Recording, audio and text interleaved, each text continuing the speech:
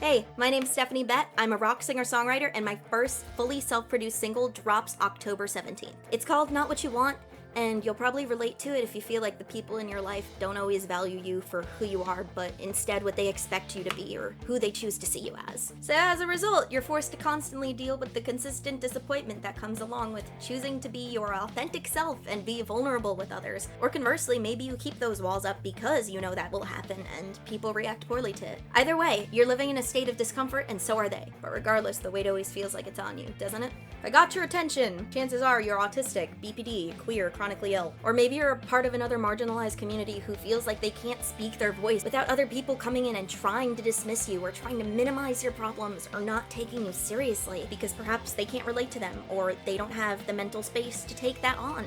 You're probably surrounded by a lot of people who make you feel like you're intense.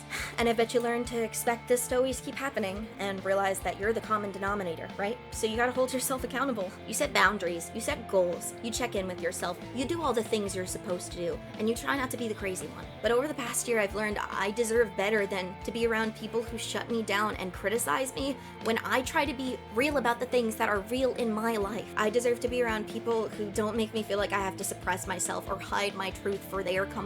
That's not on you when you've done all the work you can. That's not on you when you've told them what to expect. I've been in an endless cycle of constantly tempering my fire to make sure the people around me don't get burned when they don't take precaution. I'm learning to figure out who could handle the heat, and who compliments me nicely, and who is pure gasoline. But I'm no longer feeling bad for people who get burnt by their own volition because every time they do, I dull myself and I make all my sparks go out. Don't let anyone tell you you're too much or that you're not enough. Because when you start to absorb that portrait of yourself, that's all you limit yourself to being. You jinx yourself every time. And then when a person finally comes along who is able to dance with your flames, you push them away too, because you've conditioned both of yourselves to think that this is what's gonna happen. You're allowed to be you.